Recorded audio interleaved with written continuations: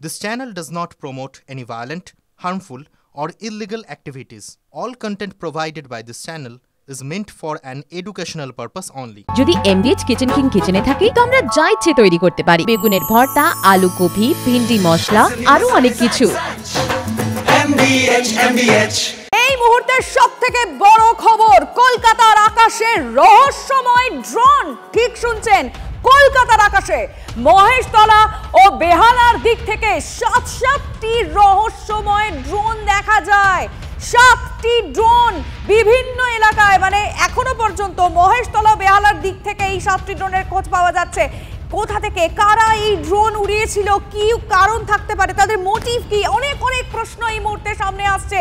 এক্সপার্টরা কিভাবে দেখছেন সব জানবো এই মুহূর্তে। প্রেস কর্নারে আমাদের দুজন রিপোর্টার আমাদের সঙ্গে রয়েছেন। সুশোভন আমাদের সঙ্গে রয়েছেন নিউজ রুম থেকে সিজার মণ্ডল। আমি আগে সুশোভনের কাছে জানতে চাইবো, সুশোভন, এখনো পর্যন্ত পুলিশের কাছে কি তথ্য এসেছে এই 7টি রহস্যময় ড্রোন নিয়ে? দেখো, পুলিশ এই মুহূর্তে পুরো বিষয়টা খতিয়ে দেখছে। তার কারণ বেহালা মহেশতলার দিক থেকে তারা প্রথমে দেখে যে 6 থেকে 7খানা আলো, সেই আলোটা যথেষ্টই বেশি। তার কারণ রাতের আকাশে সেরকম আলো সচরাচর দেখা যায় না। যখনই তারা এরকম দেখেন, সঙ্গে সঙ্গে লালবাজার কন্ট্রোলে জানানো হয়। লালবাজার কন্ট্রোল সঙ্গে সঙ্গে নির্দিষ্ট থানাকে বলে। সেই থানার অফিসাররা যখন এসে দেখেন, তারা দেখেন বেহালা মহেশতলার দিক থেকে বেশ কিছু আলো, সেগুলো চলে যাচ্ছে একেবারে বেশ কিছু পার্ক সার্কাস এবং উত্তর কলকাতার দিকে। স্বাভাবিকভাবেই তাদের কিন্তু প্রথমে সেই বিষয়টা সন্দেহ হয় এবং সেখান থেকে তারা যেটা বোঝার চেষ্টা করেন যে এটা আসলে কি। এখনও পর্যন্ত তাদের অনুমান বা তাদের সন্দেহ যে এটা ড্রোন হতে পারে।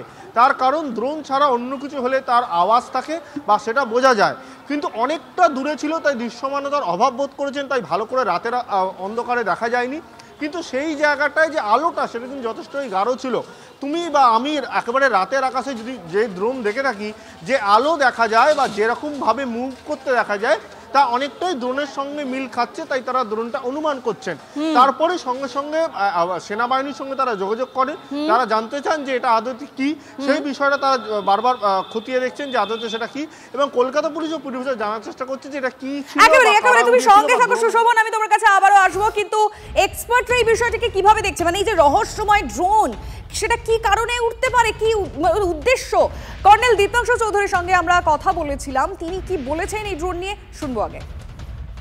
ফোর্ট উইলিয়াম আছে একটা বিশেষ ইস্টার্ন আর্মি হেডকোয়ার্টার, যেখানে হেডকোয়ার্টার, সেখানে এরকম ভাবে ড্রোন ওড়ানো যায় না। আর্মির পারমিশন নিতে হয়, যদি হেস্টিংস অথবা ইভেন ময়দান এরিয়ায় ধরমতলার যদি কেউ ড্রোন, যখন পলিটিক্যাল র্যালি হয়, ওই ড্রোন নর্মাল ড্রোন ওড়াতে গেলেও তার পারমিশন ফোর্ট উইলিয়াম থেকে নিতে হয়। আমরা এখনো ঠিকভাবে জানি না এই ড্রোনটা কিসের জন্য ওড়ানো।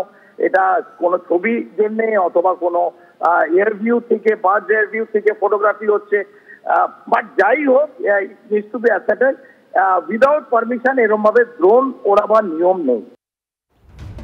কথা বলবো সিজার মণ্ডলের সঙ্গে, নিউজ রুম থেকে এই মুহূর্তে রয়েছেন। সিজার, দেখো, কারা কি উদ্দেশ্যে এই মানে নো ফ্লাইং জোনে এই ড্রোনগুলো উড়িয়েছিল, সেটা হয়তো যত তদন্ত হবে বিষয়গুলো সামনে আসবে। কিন্তু যেহেতু আমরা জানি এই মুহূর্তে গোটা দেশে হাই অ্যালার্ট রয়েছে, সিকিউরিটি সব দিক থেকে, বিশেষ করে সীমান্তবর্তী যে সমস্ত এলাকা রয়েছে, এবং কলকাতাও কিন্তু সেখানে অ্যালার্টে রয়েছে, এটা কি ভয়ের চিন্তা রাখছে বিষয়টা? অবশ্যই, কারণ এটাকে খুব হালকাভাবে নেওয়ার কিন্তু কোনো কারণ নেই। হয়তো দেখা যাবে যে এর পেছনে কোনো ধরনের নাশকতা, কোনো ধরনের চরবৃত্তি, হয়তো কোনো উদ্দেশ্য ছিল না যখন পুরো বিষয়টা সামনে আসবে, কিন্তু তার আগ পর্যন্ত এটাকে কিন্তু হালকাভাবে নেওয়ার জায়গা নেই। তার কারণ হচ্ছে কোন জায়গায় এই ড্রোনগুলো উড়েছে, ভিক্টোরিয়ার কাছে, আরসিটিসির কাছে। কারণ যে পুলিশ আধিকারিক প্রথম দেখেছিলেন দক্ষিণ বন্দর থানার, তিনি যেটা দাবি করছেন যে আরসিটিসির কাছে ফোর্ট উইলিয়ামের দিকে সেটা হোভার করছিল, অর্থাৎ গোল হয়ে ঘুরছিল, এবং একাধিক ড্রোন। এবার এই জায়গাতে দাঁড়িয়ে কয়েকটা সাধারণ প্রশ্ন উঠে আসে। একটা বা দুটো ড্রোন একটা নির্দিষ্ট জায়গায়, আমি ধরে নিলাম ফটোগ্রাফির জন্য, নাইট ফটোগ্রাফির জন্য খুব সাধারণভাবে সেটাকে ওড়ানো হয়েছে, কিন্তু 7 থেকে 10টা ড্রোন এবং একটা নির্দিষ্ট দিক থেকে এলো, এবং তারপরে হঠাৎ করেই যখন পুলিশ কন্ট্রোল রুমে খবর দেওয়া হলো, পুলিশ তৎপর হয়ে উঠলো, তারপরেই সেগুলো কিন্তু পূর্ব কলকাতা এবং উত্তর কলকাতার দিকে, অর্থাৎ যে দিক থেকে এসছে সেদিকে কিন্তু যায়নি, অন্য দিকে সেটা শিফট করে গেল।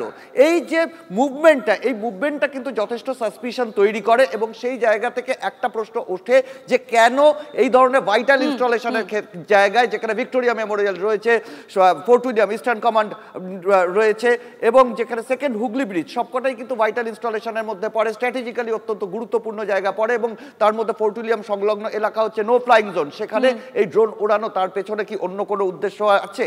এবং সেই বিষয়টাই কিন্তু একদিকে কলকাতা পুলিশ দেখছে, ফোর্ট উইলিয়ামকে জানানো হয়েছে, অর্থাৎ সেনা আধিকারিকরা দেখছেন এবং পাশাপাশি কেন্দ্রীয় গোয়েন্দা সংস্থাকেও কিন্তু অ্যালার্ট করা হয়েছে।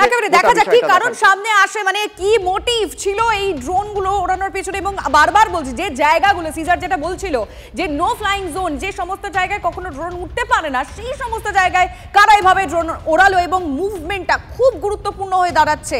একই জায়গায় কিভাবে এরকম ভাবে ড্রোন উঠছিল।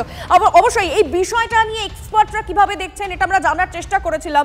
কর্নেল রাজেন্দ্র ভাদুরীর সঙ্গে আমরা যোগাযোগ করেছিলাম, আমরা কথা বলেছিলাম প্রাক্তন এনএসজি কর্তা দীপাঞ্জন চক্রবর্তীর সঙ্গে। তারা কি বলেছেন টিভি9 বাংলাকে শুনবো।